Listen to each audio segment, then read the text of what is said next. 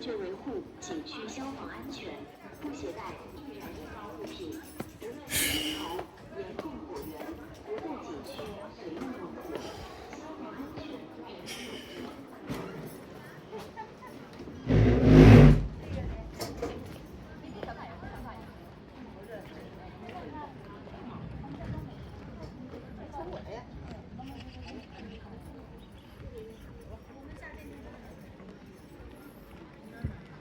后边的是吧？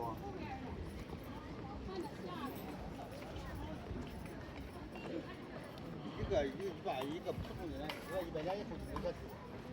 这会儿掉1000块钱，你咋没有？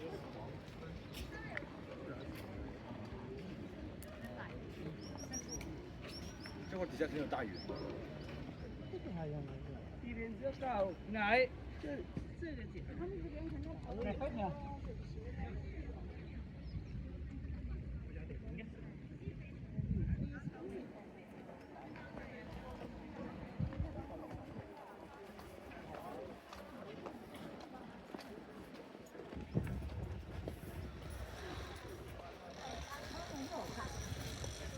他不得是落地的，你在前面，你在前面，你在前面。Mấy hôm qua về gạ con Con gì? làm nào mở cửa cho. Mình cứ mạnh dạn mình khai mân thôi. Lại tát một phát, mặt quay trước ra đằng sau.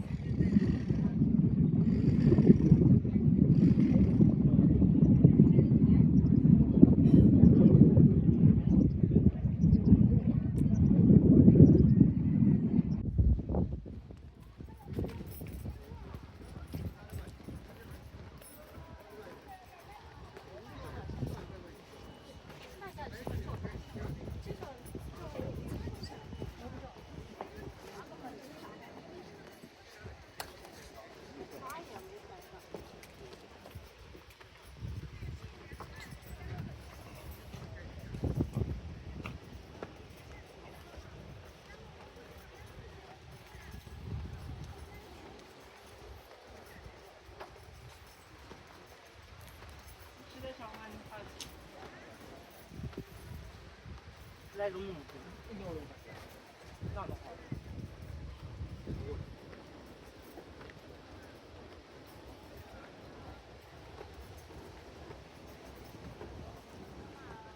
Đi thôi, đi lên giữa cầu nhảy.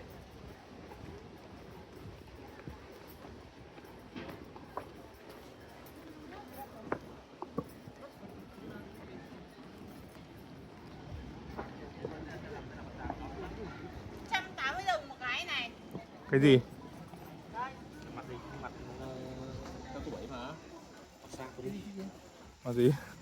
Mày quay tao à? Cắt ngay. Ra đến đây rồi còn có cái gì mà quay chỗ này?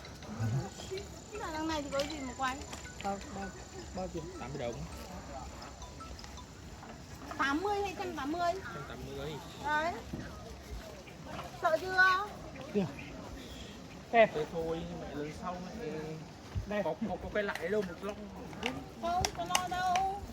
Nó bảo canh sợ chưa, canh có dám mua đâu lúc đấy cứ sờ mân mê mãi nhưng mà 50 đồng một chặt cụt tay luôn. thế là ra biết ngay Phương có mua rồi. Sao em mua ra cho nhảy này không nói chặt cảnh nó thì biết là một ba chứ mà nó tháo lắm rồi.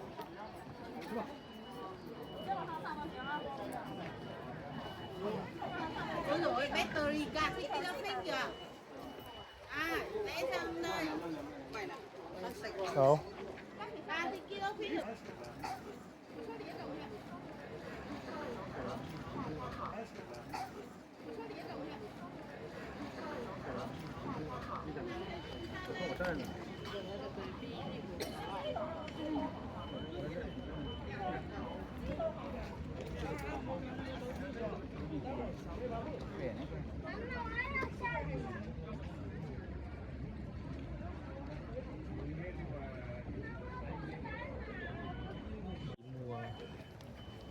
Cà bông tay bị nhìn thấy không? Theo bị chàng mang. Đùa, đang quay thì lại đang quay thì bà ấy thỏ tay vào bà ấy tạo dáng. Quay lại. Hôm sau về em cắt bớt mấy.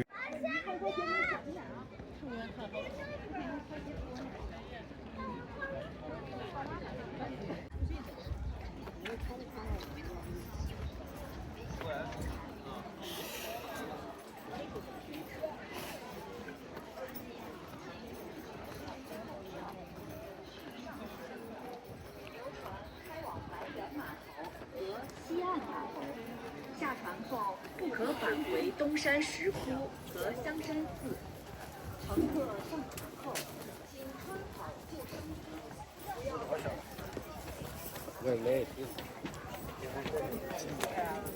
想拍的都可以拍，来了，可是。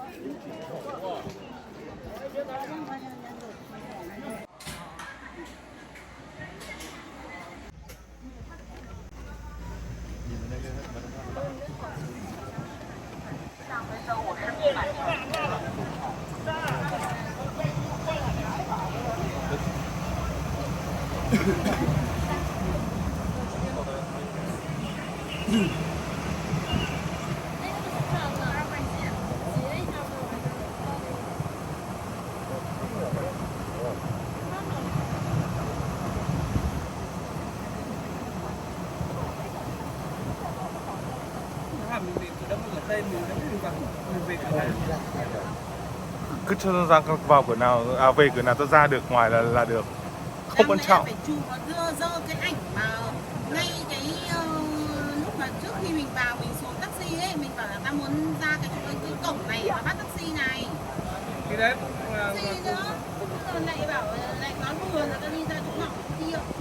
Đấy, Đi ra chỗ nào có chụp ảnh lúc đầu tiên đấy để làm gì? ra chỗ nào cũng bắt được taxi, không phải lo.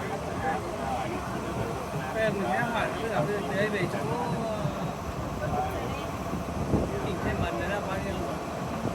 Chuyên môn đấy là bao tiền luôn? Giờ nó lại bảo đồng hồ. Đồng hồ thì đi thôi.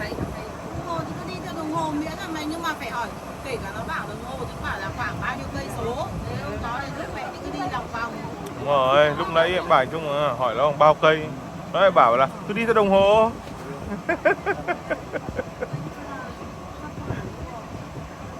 Đúng rồi. Qua cầu.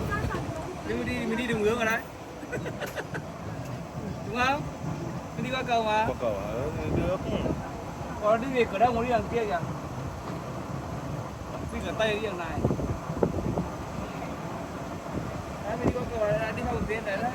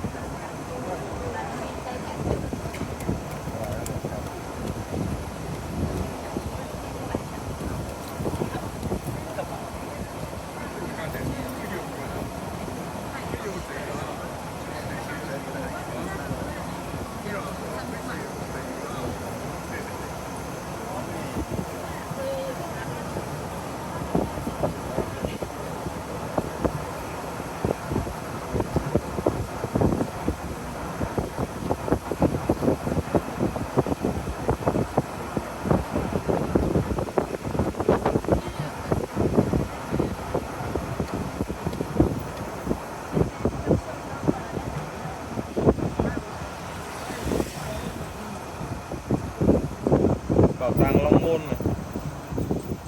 Đây cái chỗ đâu mình vào đấy. Đi thẳng ra cái chỗ mình vào. Lại tiếp.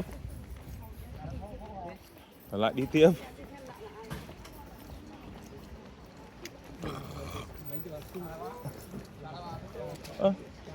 Cái cổng vào ở đây là cổng vào 100 m thì cổng ra thì đi đường nào?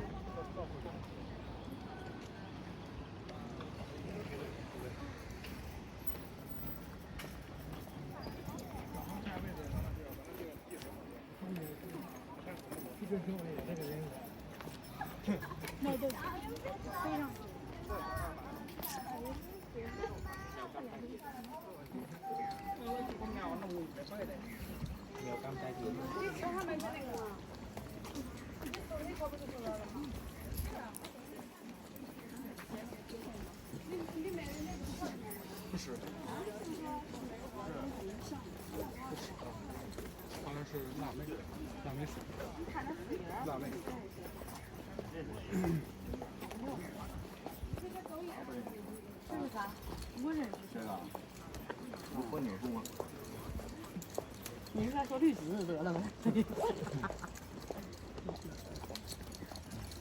这个是啥树？这个叫松叶。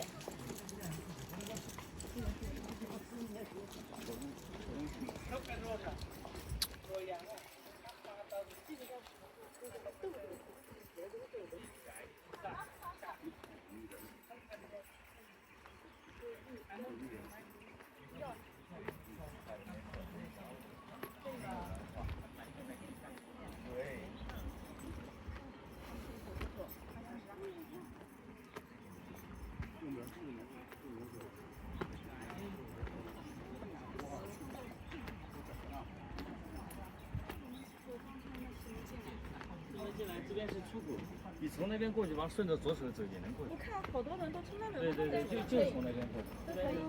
哦，谢谢。两边都可以过，其实。哦。都能到检票口。好，行。老金山多少钱优惠啊？老金山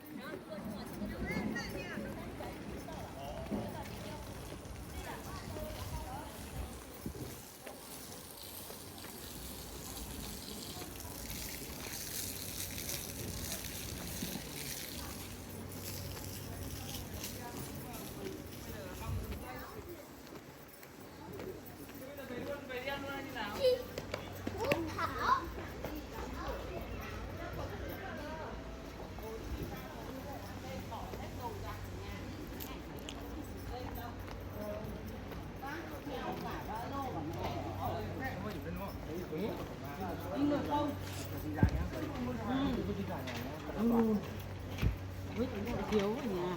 Vứt ra vứt nổi tiêu hả? Không ăn đi. Như người không. Không ăn tí tiền nữa. Đúng rồi.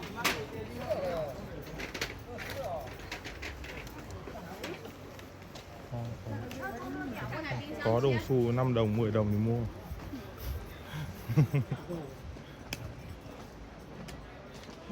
Ở đây nó toàn tính 5 đồng đắt. Nhưng mà cái xu Không. này có dùng được không? Không, mang về làm kỷ niệm chứ. 这上面可以刻名字，可以写出语，还可以刻录往里面了，免费帮你刻字。 Đấy, quạt đẹp phết nhưng mà mỗi tội là 有名片，有点烧出来是吧？有那种特别小。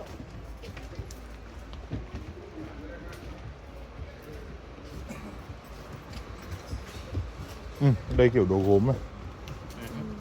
Còn mua gì không? Đẹp nhá. Không, mùa này về dùng đâu mà. Có hỏi lọc xoảng thế thì vào Phi Trần Thái Nguyên đấy. Phi Trần Thái Nguyên đấy.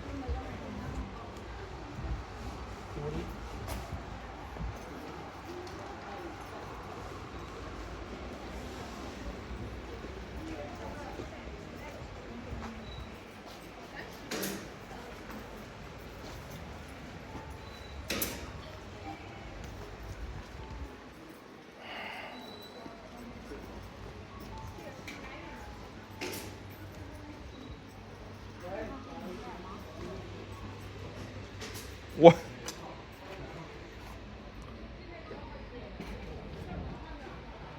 Ở đây là 50 đồng một cái này. Cái này chắc vàng thật đấy anh Trung nhá. 50 đồng một cái.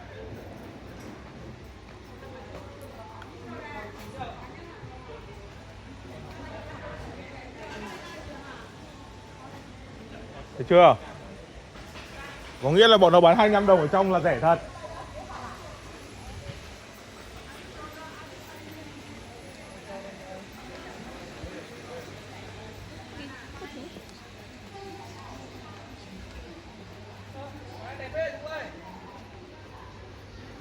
Gì anh?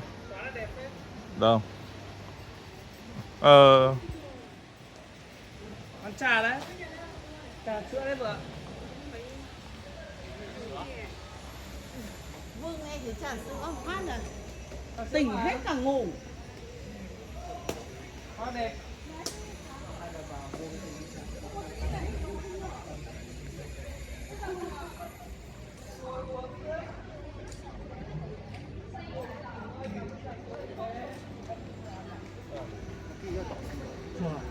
Cá mấy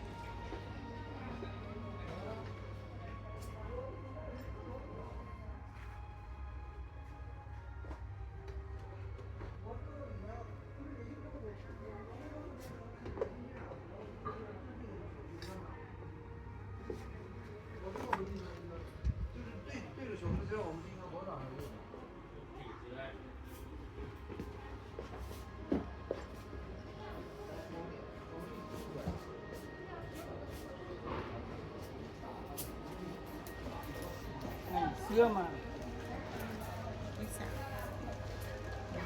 Thằng bé áo trắng này nhìn như diễn viên đấy. Nhìn mà gầy nhiều thì nhưng mà thầy mua mình chưa bọn mình năm 12 mình khóc hết.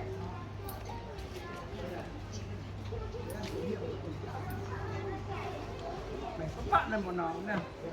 Rồi cơ đẹp ấy nhỉ. Vợ ấy được đẹp nhỉ. Mỗi cái là hơi bừa gì đâu, chả mấy bừa như thế nào.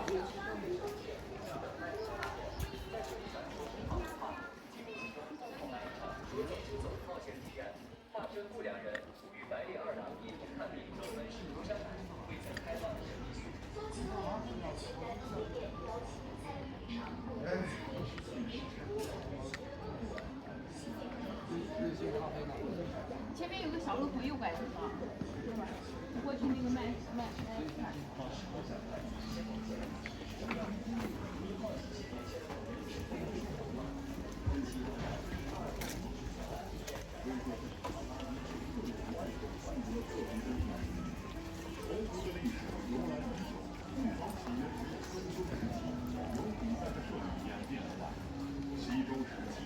射箭运动是古代贵族男子宴饮期间的常见活动。由于受到场地限制，经过历史的发展，一件同服的形式逐渐替代了这种。 Đây cái Đi đâu nhỉ? phải lối buổi sáng này không phải đi thẳng đi ra đúng không? Đằng thì sao nhỉ? Chắc nó đi vệ sinh.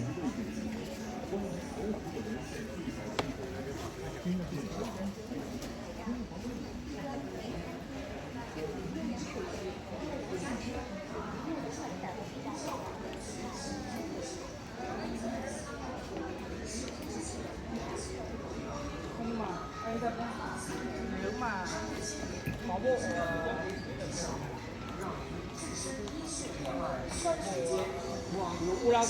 素美天花板，莲花洞， đấy 如舍那大佛贴面而过，穿梭在盛世隋唐的歌舞盛景中。 với công sự anh phải đấy đây cái KFC rồi cái KFC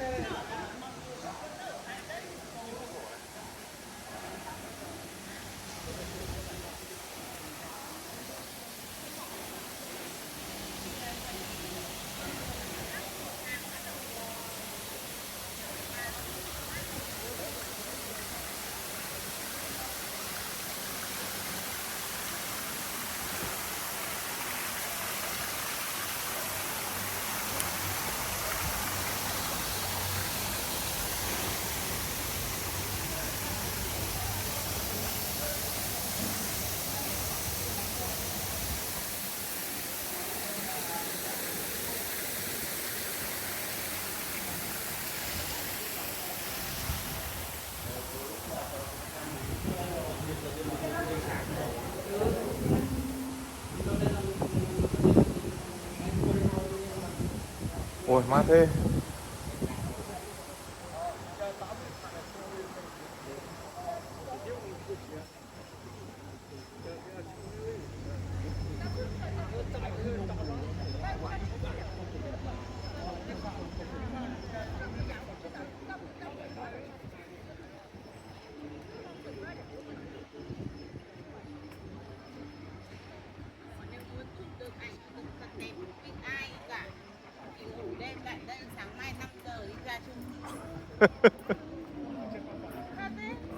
Đủ ánh sáng lên phát rồi chơi luôn.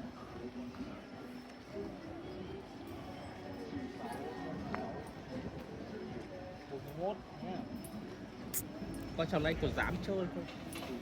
Em hỏi Phan đúng ạ, nếu mà review ấy hoàn toàn có thể gợi ý cho mọi người là đến đây vào giờ chiều tối xong ngủ lại ở đây luôn ý. Cháu không sao rồi. Xong đấy ngủ hẳn khu này này. Xong đấy sáng hôm sau dậy lên 5-6 giờ sáng lên yên tâm là không bị người đứng chen nhau. Không bị người đứng chen nhau như tôi. Cái xe nó có xe cắm trại rồi. Đi xe cắm trại. Đi xe cắm trại. Cha chen. Phục